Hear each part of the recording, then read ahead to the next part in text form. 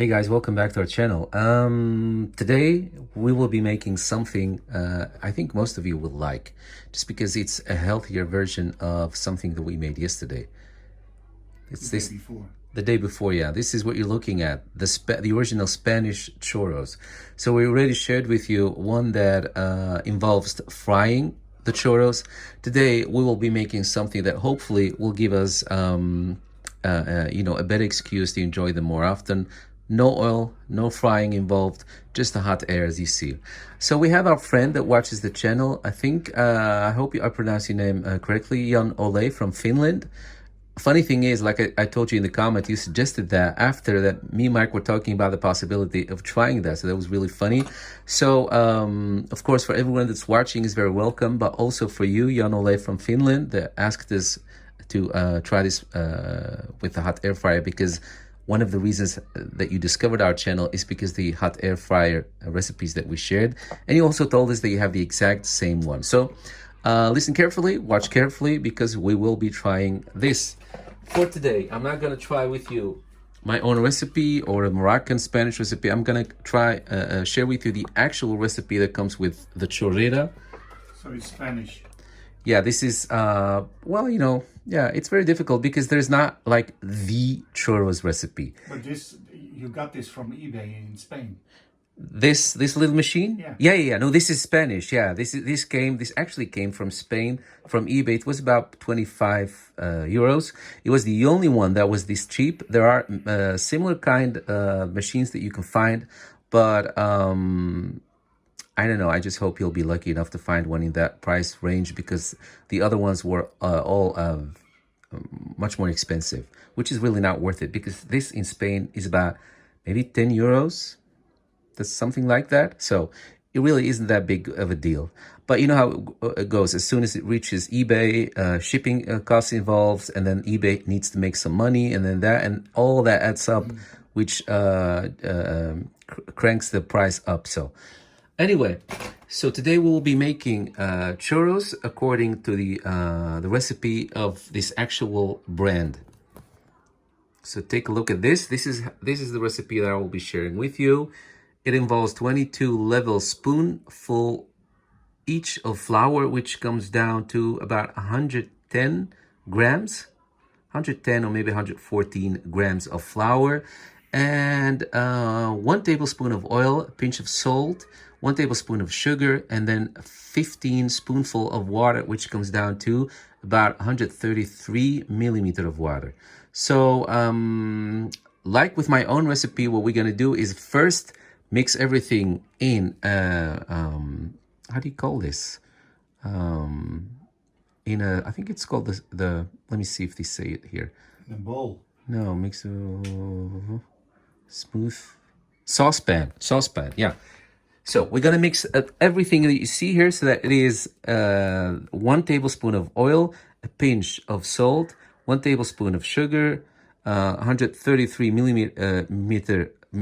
milliliter of water, and that's basically it. We're gonna mix that in the saucepan and let it boil, and then add the last ingredient, which is the flour. So add everything in there except the flour, and give it the chance to boil, and then add the flour all at once and mix it just like we showed you in the previous video, the other version that we made of this churro. So let's just start.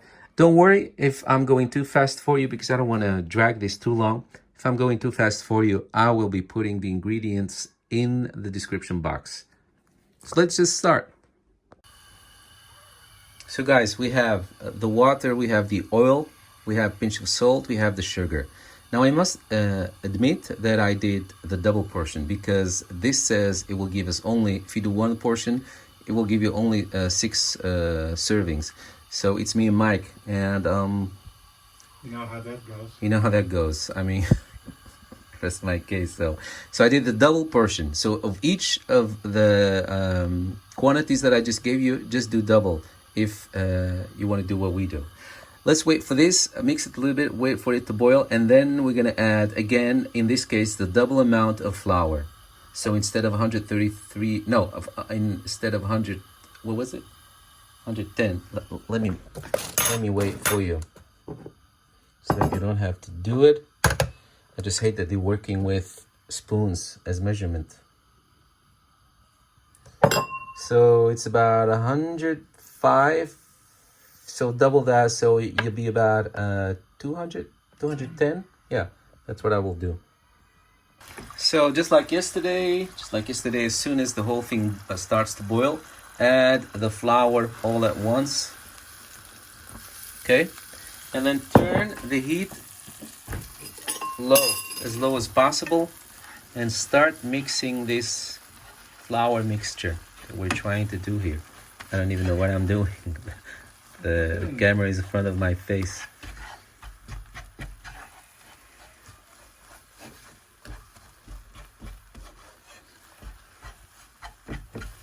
Just keep mixing it. Keep mixing, keep mixing, keep on swimming, keep on swimming. You do not want to see dry flour. You get the idea. So I'm going to put you guys down because I need a little bit of force for this. And what I do is, as soon as I don't see any dry flour anymore, I pour this into a bowl and then start mixing it even more. And as soon as I can touch it, I start kneading it with my hands. Just to make sure that it's kneaded thoroughly, mixed thoroughly, okay? So that's about now. Needed? That is needed, yeah. No pun intended. So as soon as you don't see any moisture anymore, pour it into a bowl and start mixing it even more. And again, be careful not to burn your hands. As soon as it's cool enough. Smells like porridge. Cool enough. Yeah, smells like porridge. Yeah. As soon as you can touch it and knead it, be careful not to burn your hands. Start kneading it and then put it in a bag, in a Ziploc bag. And then this case, they advise you, I didn't do it in my version, but in this case, they advise you to let it sit for 10 minutes. So we're going to do that. So guys, there it is. After you knead it really well, and then again, once you can touch it, knead it with your own hand. Just make sure that it's mixed really well. And again, this is what you should end up with. See?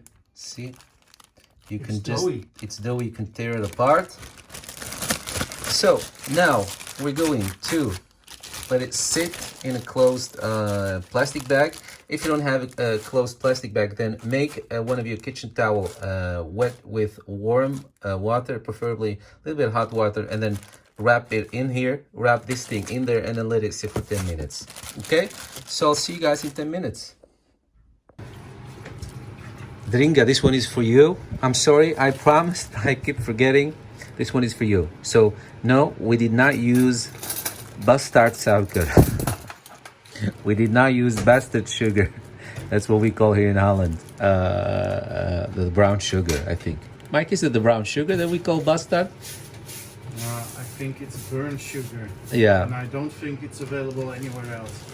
It's so crazy. So that one is for you. You also asked us, you enjoy the videos, it relaxes you. That's really nice to hear. You also asked us for the Dutch name of Jack in the Box. I must tell you, I have no idea how they call that in Dutch. Maybe Mike does. No. Jack in the Box, no. She says she knows the German word, which is Springteufel, but no. To tell you the truth, I don't think we have Jack in the Box here in Holland as a toy. I've never seen it, so... No, sorry, Dringa. Enjoy the video. And keep making your own videos because you're good at it yourself. Meanwhile, I'm still waiting for this. Still, it hasn't passed 10 minutes yet, so still waiting.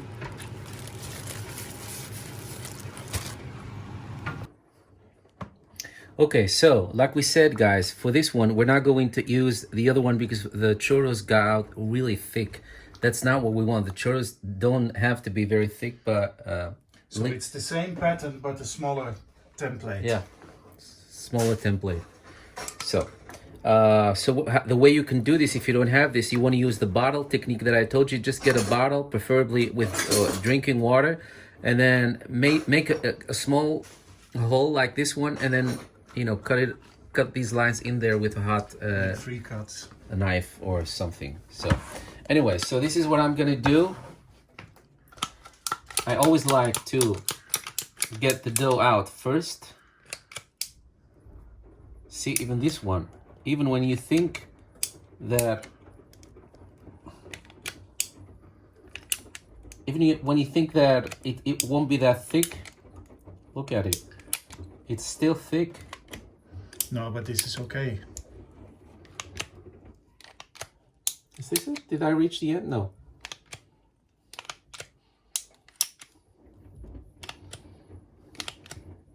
I think I reached the end. No, not yet. No? No.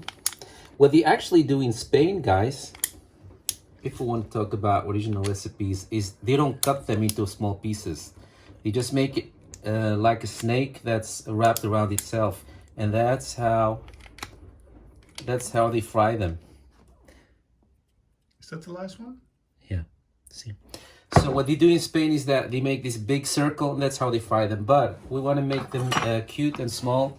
That's why I always like to cut them. But just know that, you know, if you want to do it originally all the way, you can just skip this and wrap it around itself. And that way, you can tell your friends that you actually know how the original Spanish recipe is. I'm gonna make them a little small. Just because it's the hot air fryer, I want to make sure that it's bite size. It's bite size and they bake well. Plus, we need to fit them in there also. So I'm gonna do this one in 3. You get a lot more in the smaller hole. Yeah, true. So there they are, and use a baking paper. Make holes in the baking paper, otherwise your churros won't get enough heat. So I made these myself. You can also just poke them with, I don't know, maybe one of these skewers. So let's just put them in there, guys. And don't forget to spray some oil on top of it. On top of it all. All these need to go in there. I'm not gonna keep any outside. It's just how it is. So make sure, oh, I'm sorry.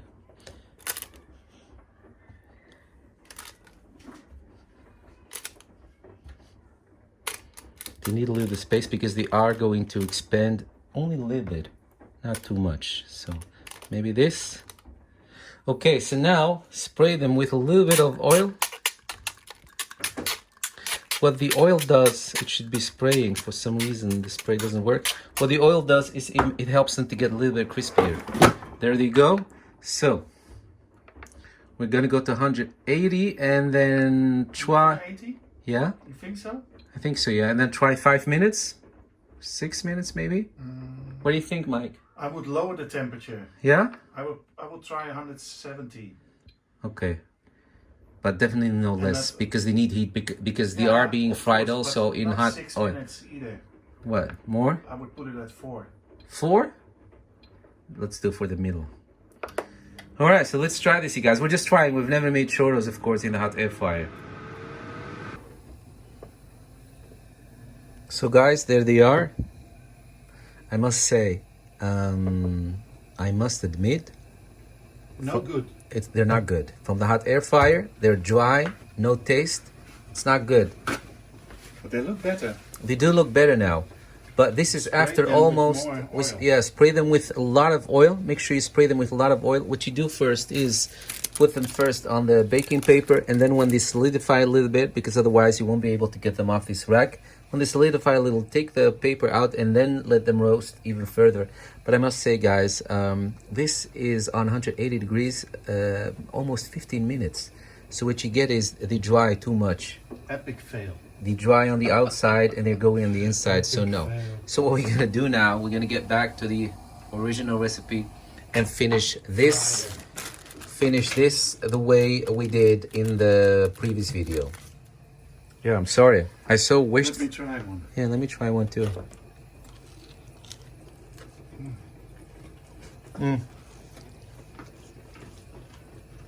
Well, it's better. Okay. You need to spray them with more oil. Okay.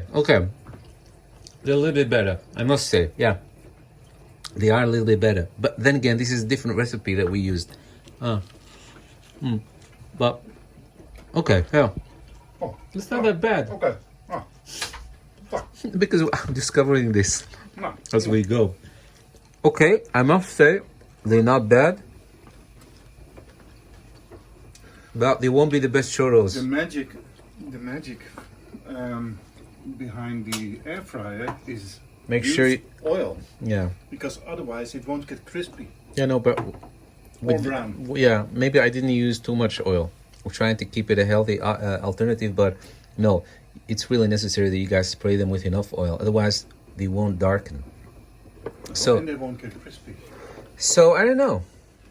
I guess. Yeah, well, sort of. So let me tell you this. This is what it comes down to. This is what it comes down to. Maybe the previous recipe is better for the air fryer because it contains more Yeah. butter. Okay. So maybe the previous recipe, the one that we did in the previous video, you should guys try that. But let me tell you this. If you care more about enjoying churro in a healthier alternative way, then this is it, which means a little bit of the taste will be compensate the flavor. But if you're like, no, I don't want to eat churros that often, but when I eat them, I want to have them the way they should taste, then just go for the old-fashioned frying pan. There you have it. I think this is a work in progress and we will probably revisit it Maybe, later. yeah, maybe we'll revisit it and see if I can adapt this, and yeah, there you have it. Let me keep this on temperature and then go finish this. But this, guys, I don't have to share with you because we did that in the previous video, so I'll put it somewhere in the outro.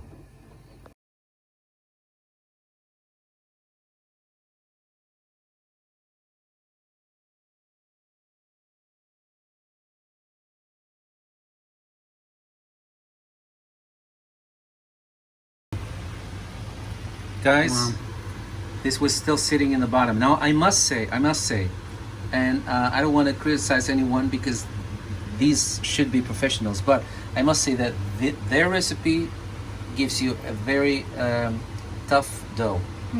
Tasty though. Yeah. So to be honest, just go for the recipe that we shared with you, the first recipe that we shared with you. Tasty dough though. Yeah. Because look, this is how churro from Spain should have the color. Anyway, so yeah, this was a tryout. Like I summed it up for you, so it's your choice. But we hope we inspired you, give you some ideas, and see you guys in a different video. And thank you so much for sitting this one out with us, watching it to the end. Bye. Bye-bye. So, guys, if we were to put them aside next to each other, you clearly see which one went on vacation to Hawaii and which one stayed home. Well, more like African safari, and this one stayed home. Maybe he stayed home in Finland, where it's cold and almost never sunny. So, but these smell delicious. These are so-so.